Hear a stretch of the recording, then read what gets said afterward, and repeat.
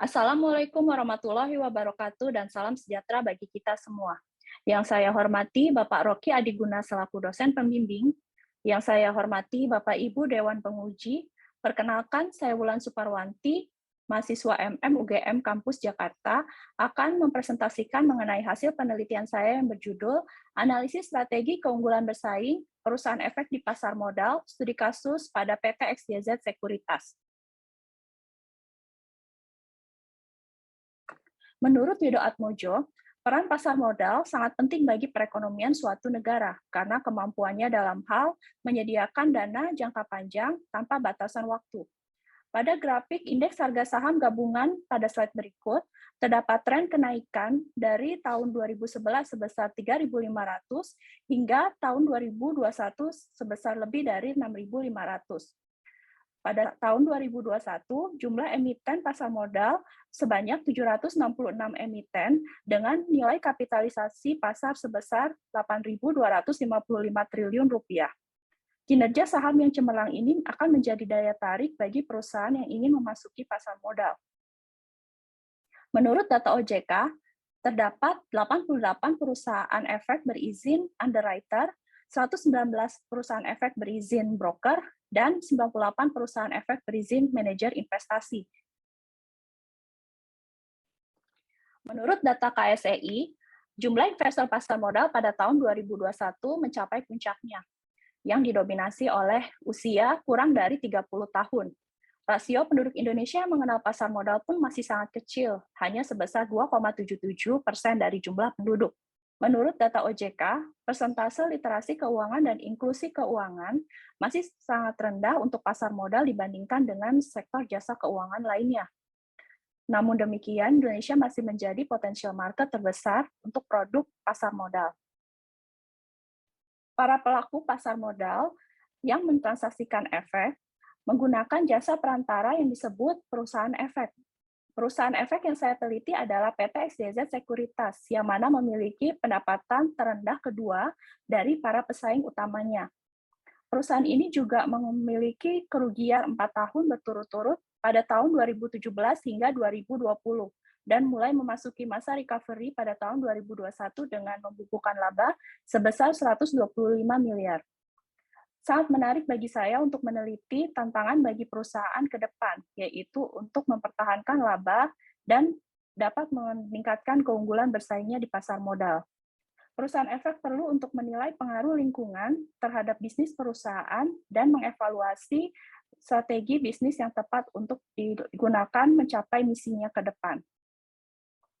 Pertanyaan penelitian ini adalah, yang pertama, apa saja faktor-faktor lingkungan internal dan eksternal yang mempengaruhi kegiatan usaha PT XYZ Sekuritas sebagai perusahaan efek di pasar modal? Pertanyaan kedua adalah bagaimana posisi usaha PT XYZ Sekuritas di industri sekuritas? Yang ketiga adalah apa formulasi strategi yang tepat bagi PT XYZ Sekuritas untuk meningkatkan keunggulan kompetitifnya sebagai perusahaan efek? Tujuan penelitian ini adalah untuk menjawab 3 pertanyaan penelitian tersebut. Manfaat penelitian ini adalah bagi perusahaan sebagai sumber referensi strategi alternatif untuk meningkatkan keunggulan bisnisnya. Sementara bagi peneliti adalah untuk mengetahui dan mempelajari kesesuaian antara teori yang telah dipelajari dalam perkuliahan dan praktik yang ada di lapangan terkait manajemen strategi. Sementara lingkup penelitian ini adalah kegiatan perusahaan pada tahun 2022 dan fokus instrumen yang diperdagangkan di PT Bursa Efek Indonesia. Adapun teori yang saya gunakan adalah yang pertama mengenai pengertian strategi oleh Thompson et al., yang mana strategi diartikan sebagai serangkaian tindakan yang dilakukan manajer dalam rangka mengungguli pesaing dan meningkatkan profitabilitas. Sementara itu, memahami situasi perusahaan saat ini berguna dalam rangka menentukan arah perusahaan strategis ke depan.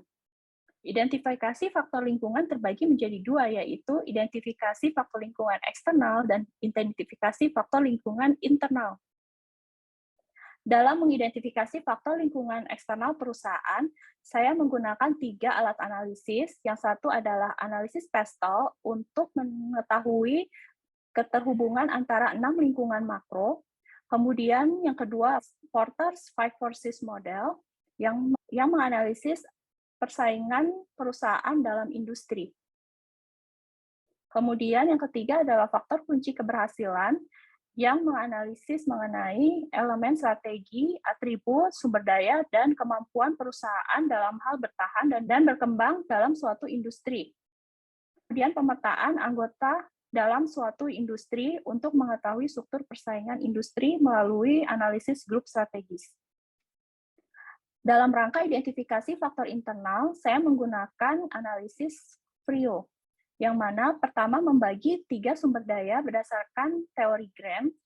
Pertama adalah sumber daya berwujud, sumber daya tidak berwujud, terakhir adalah sumber daya manusia, yang mana sumber daya tersebut dinilai berdasarkan 4 pertanyaan FRIO, yaitu valuable, rare, inimitable, dan organization. Formulasi strategi, saya menggunakan teori David yang membagi 3 tahap. Yang pertama adalah tahap masukan, yang kedua tahap pencocokan, dan ketiga tahap keputusan. Untuk tahap masukan, saya menggunakan matriks external factor evaluation untuk analisis lingkungan eksternal, dan matriks internal factor evaluation untuk menganalisis lingkungan internal. Kemudian masuk ke tahap pencocokan menggunakan matriks internal eksternal dan matriks SWOT atau Strength, Weaknesses, Opportunities, and Threat. Kemudian untuk tahap keputusan, saya menggunakan Quantitative Strategic Planning Matrix atau QSPM untuk memperoleh prioritas strategi utama. Para pelaku di industri sekuritas terdiri dari regulator, Self-Regulatory Organization atau SRO, perusahaan efek, profesi penunjang, dan lembaga penunjang. Kemudian teori terakhir adalah terkait keunggulan bersaing oleh Barney, yang mana perusahaan yang mampu menciptakan nilai ekonomi lebih daripada pesaing. Kemudian untuk strategi Generic Porter mengungkapkan 3 strategi keunggulan bersaing. Yang pertama adalah strategi keunggulan biaya, strategi diferensiasi, dan fokus. Berikut merupakan rangka konseptual penelitian dari penelitian ini. Penelitian ini menggunakan desain deskriptif kualitatif dengan menggunakan data primer berupa wawancara mendalam dan penyebaran kuesioner kepada 6 responden. Yang pertama adalah direktur perusahaan, kemudian 4 kepala divisi dan 1 kepala unit. Kemudian ditunjang dengan data sekunder, yaitu laporan keuangan, laporan statistik Bursa Efek Indonesia, dan informasi lain yang didapat dari internet. Untuk profil perusahaan, PT XYZ Sekuritas didirikan pada tanggal 1 Juli 1992 dengan kegiatan utamanya sebagai broker, underwriter, dan financial advisor. Berikut merupakan visi, misi, dan tujuan perusahaan, di mana target perusahaan ke depan adalah untuk meningkatkan pendapatan usaha dan peningkatan posisi perusahaan di antara pelaku pasar.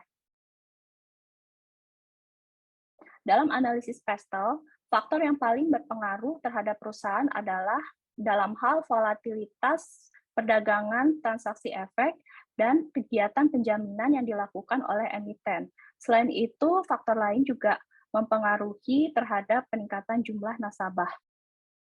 Dalam perhitungan Porter's Five Forces Model, diperoleh total nilai rata-rata sebesar 2,2 yang menunjukkan bahwa tingkat kemenarikan industri adalah dalam tingkat sedang.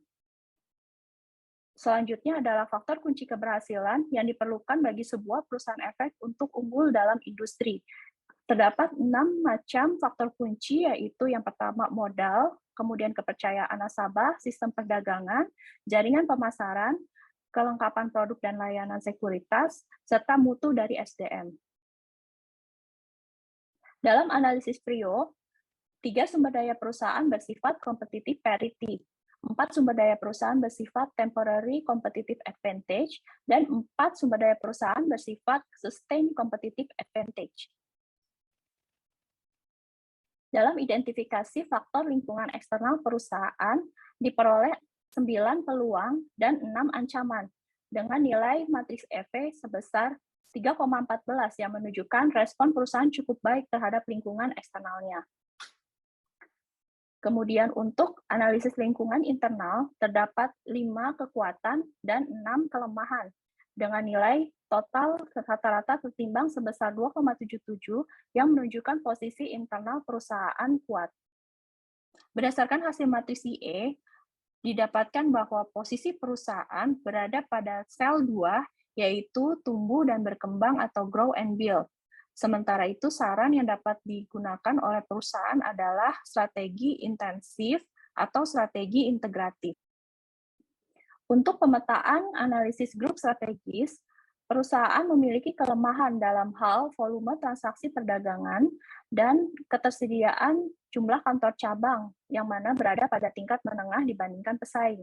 Sementara itu, untuk pangsa pasar perusahaan juga masih kecil dibandingkan pesaing. Melalui matriks SWOT, didapatkan 5 strategi alternatif. Strategi SO yaitu mengoptimalkan penggunaan teknologi dalam memberikan pelayanan kepada nasabah. Yang kedua adalah memanfaatkan ekosistem grup induk untuk mengimplementasikan berbagai strategi perusahaan. Strategi ST yaitu meningkatkan program kerjasama dengan mitra pemasaran perusahaan efek. Yang ketiga, strategi WO yaitu menambah program pemasaran untuk meningkatkan jumlah nasabah. Dan yang terakhir, strategi WT, yaitu memperbaiki kualitas produk atau layanan perusahaan. Kelima strategi alternatif tersebut dimasukkan ke dalam Quantitative Strategic Planning Matrix dan didapatkan hasil bahwa strategi keempat yaitu menambah program pemasaran untuk meningkatkan jumlah nasabah sebagai strategi yang utama. Hal ini sejalan dengan matriks IE yang mana strategi intensif merupakan prioritas strategi.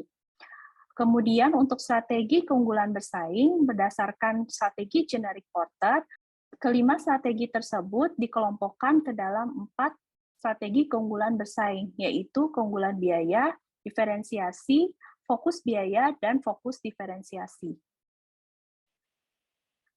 Adapun simpulan yang dapat saya berikan, yaitu dalam hasil analisis faktor lingkungan eksternal perusahaan, peluang terbesar adalah peningkatan jumlah investor pasar modal, dan ancaman terbesar adalah sentimen negatif global terhadap bursa saham Indonesia. Total nilai matriks EV menunjukkan bahwa perusahaan memiliki respon yang baik terhadap lingkungan eksternalnya.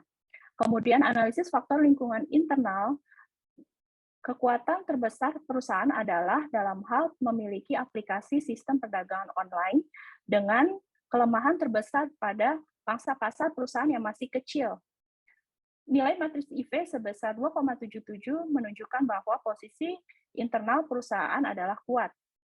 Sementara hasil dari matriks IE menunjukkan bahwa perusahaan berada pada tahap tumbuh dan berkembang, sehingga strategi yang direkomendasikan kepada perusahaan adalah strategi intensif dan strategi integratif. Kemudian, formulasi strategi menggunakan matriks SWOT menghasilkan 5 strategi alternatif, yang mana strategi tersebut dimasukkan ke dalam matriks KSPM dan menghasilkan strategi utama yaitu menambah program pemasaran untuk meningkatkan jumlah nasabah perusahaan. Adapun saran yang dapat dilakukan oleh perusahaan adalah yang pertama dalam rangka meningkatkan keunggulan bersaing, PT XYZ Sekuritas perlu mengimplementasikan strategi yang dapat meningkatkan peluang dan kekuatannya, serta memperbaiki kelemahan dan meminimalisir ancaman. Perusahaan saat ini dalam tahap tumbuh dan berkembang sehingga dapat mempertahankan dan meningkatkan keunggulan bersaingnya di pasar modal. Saran kedua adalah permasalahan utama perusahaan berada pada hal pemasaran, sehingga perusahaan perlu mengimplementasikan berbagai strategi yang meningkatkan pangsa pasar perusahaan. Rekomendasi strategi yang terbaik adalah strategi intensif seperti pengembangan pasar, pengembangan produk, dan penetrasi pasar, serta strategi integratif horizontal seperti ekspansi dan akuisisi bisnis. Sekian presentasi hari ini. Terima kasih atas perhatian Bapak Ibu. Mohon maaf apabila ada kesalahan. Wassalamualaikum warahmatullahi wabarakatuh.